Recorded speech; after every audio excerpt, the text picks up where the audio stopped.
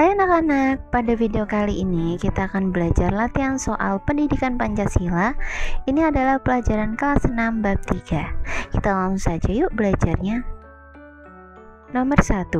Julia merupakan siswa kelas 6 SD Pancasila.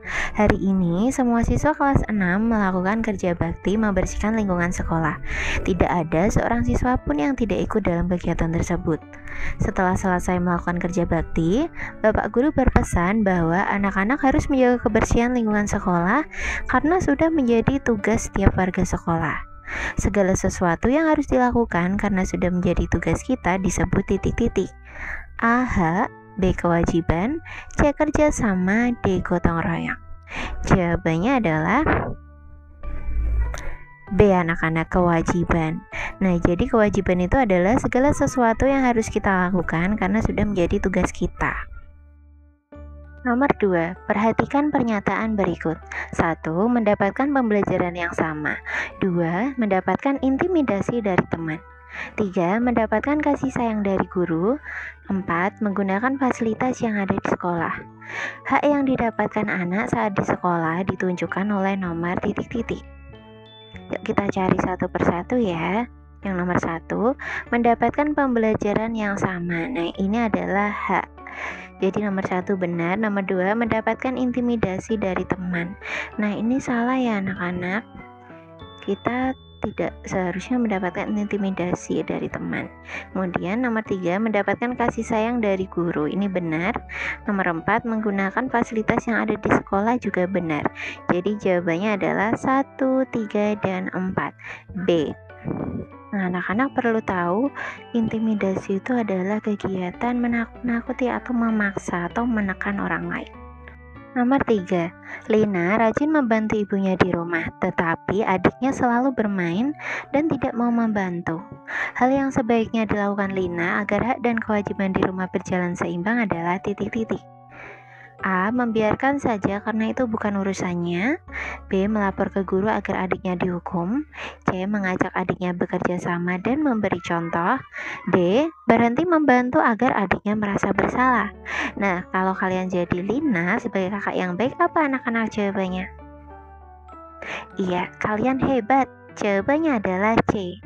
Jadi kalian harus mengajak adik bekerja sama dan memberi contoh yang baik. Nomor 4. Berikut ini merupakan hak bagi anggota keluarga adalah titik-titik. A. Mematikan lampu saat siang hari. B. Membantu ibu memberi makan hewan peliharaan. C. Meminta ayah dibelikan sepeda baru. D. Mendapatkan bimbingan orang tua saat belajar. Jawabannya adalah D. Mendapatkan bimbingan orang tua saat belajar. Nah, anak-anak, hak itu adalah yang kalian dapatkan. Nomor 5, hak dan kewajiban seseorang harus dilakukan secara titik-titik. A. Hak lebih dulu. B. Lebih mengutamakan kewajiban. C. Kewajiban dilakukan hanya yang ringan saja. D. Seimbang. Jawabannya apa anak-anak? Iya, benar sekali. Jawabannya adalah D. Seimbang. Jadi kalian jika ingin mendapatkan hak harus melaksanakan kewajiban juga dengan seimbang. Nomor 6. Seseorang yang berbuat berdasarkan hati nurani merupakan gambaran orang yang mempertimbangkan norma titik-titik dalam kehidupannya. A. Kesopanan. B. Kesusilaan. C. Agama. D. Hukum. Jawabannya adalah B. Anak-anak, norma kesusilaan. Nah, yuk kita bahas lagi yuk. Norma kesopanan itu bertindak berdasarkan adat istiadat atau kebiasaan setempat. Kemudian kalau norma kesusilaan itu dari hati nurani, kemudian norma agama itu bersumber dari Tuhan dan ajaran agama. Kalau norma hukum itu bersumber dari aturan lembaga yang berlaku. Nomor 7. Membayar pajak adalah salah satu bentuk ketaatan warga negara terhadap norma titik-titik. A. Agama. B. Kesusilaan. C. Kesopanan. D. Hukum.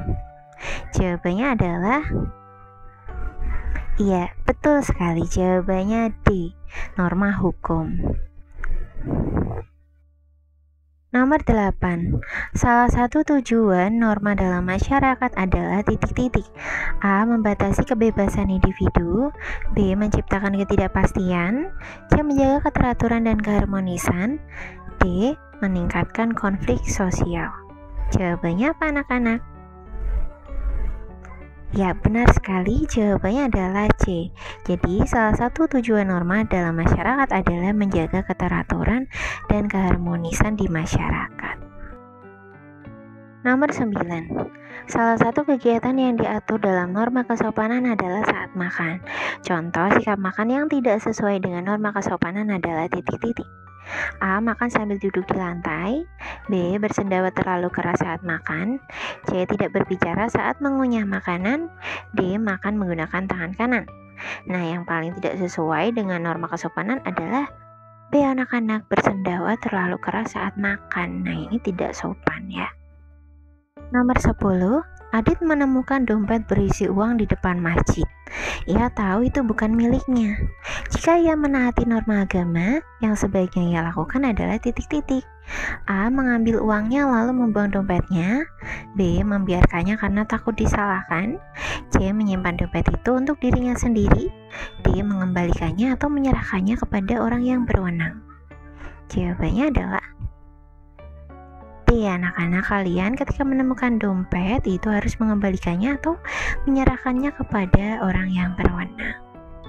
Kenapa mengembalikan dompet itu termasuk norma agama? Karena kita takut pada Tuhan. Kita tahu bahwa Tuhan itu mengawasi kita. Jadi kita bersikap jujur dengan cara mengembalikannya.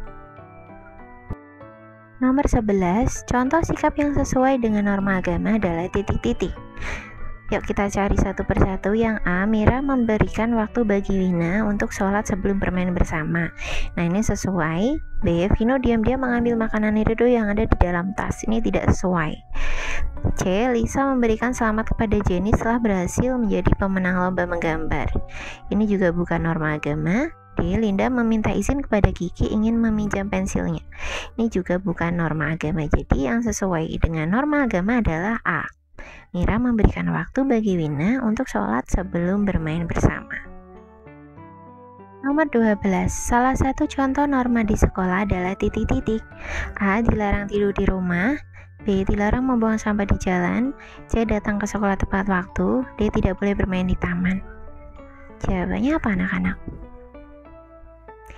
Iya, benar. Jawabannya C. Datang ke sekolah tepat waktu. Ini merupakan contoh norma. Nomor 13. Kamu menyontek saat ujian. Pelanggaran ini termasuk melanggar norma titik-titik. A. Agama dan hukum. B. Kesopanan dan hukum. C. Kesusilaan dan agama. D. Kesopanan dan kesusilaan. Nah, mencontek itu adalah melanggar norma kesusilaan anak-anak. Nah, karena kalian tidak jujur, jadi ketika kalian mencontek, hati kalian akan merasa tidak senang, tidak tenang, bersalah. Kemudian karena kalian tidak jujur, berarti kan kalian tidak tahu bahwa Tuhan itu mengawasi kita. Berarti ini melanggar norma kesusilaan dan agama. Jawabannya C. Nomor 14. Di acara resmi sekolah, Edo berbicara keras saat orang lain sedang menyampaikan pidato. Menurut norma kesopanan, sikap Edo seharusnya adalah titik-titik. A. Mengobrol pelan agar tidak mengganggu.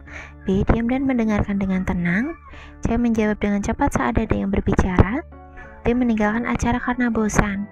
Nah, kira-kira menurut kalian apa yang sesuai dengan norma kesopanan? Iya, cerdas sekali. Jawabannya yang benar adalah B, anak-anak.